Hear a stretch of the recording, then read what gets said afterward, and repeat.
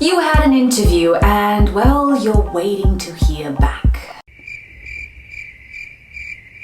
That awful feeling of replaying that interview over and over and over in your head and not knowing if you did well or not. Well, don't worry, because today I'm here to help you understand that, well, maybe you didn't do so well.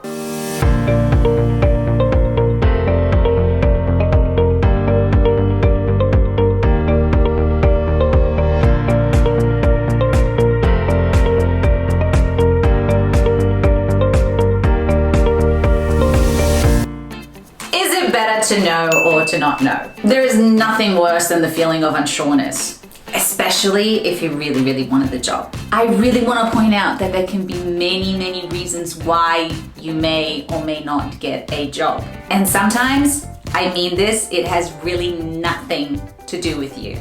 It could be simple things like the other candidates are more qualified, or they have the experience that they're looking for. I also want to make sure that you don't get discouraged if you don't get the job. Sometimes these things are a blessing in disguise. You really, really want to work for a company that wants you, and there are plenty of opportunities out there. So please make sure to keep going and don't give up. Having said all that, here are 8 signs that you might have not gotten the job. Number 1, interview ends early. Yeah, well, this usually is a bad sign. If a company is interested in you, they will actually want to know as much as possible about you, your history, and why you would be a good fit for the job. So if they stop the interview early, it could mean that they already know that you may not be the right fit. And of course, there is no point in moving forward. By the way, I have a little story about that. I was in the middle of a Zoom interview and, well, this is how I know it didn't go well. They literally hung up on me. Yep. They said, I have a call, bye. They literally just, yeah. That hurt my feelings. I'm okay now though. Number 2, not asking you if you have any questions.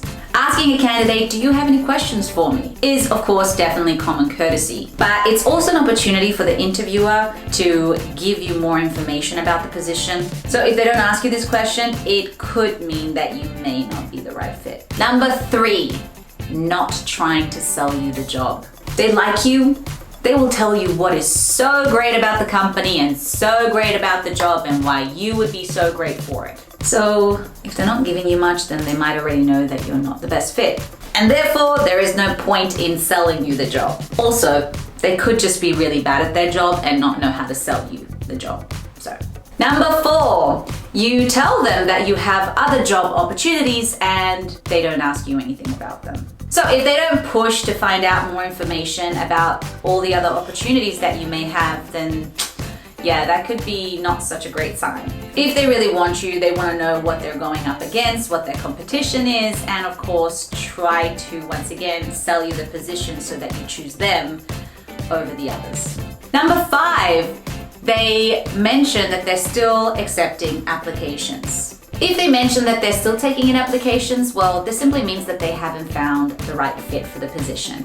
While they may not have ruled out your application, it often means that they're looking for a candidate with certain skills and experience. And maybe your application may not show that exact match. This could also mean, though, that the hiring process is going to take longer. And of course, it may take quite some time before you hear anything back. Number 6, you're unable to meet the requirements or expectations of the position. So for instance, if the position is requiring a candidate who is willing to travel, maybe even relocate, and you mention that that's not going to work for you, well, this is obviously not going to be a good sign for them, and therefore there's a higher chance that they might not be interested in you.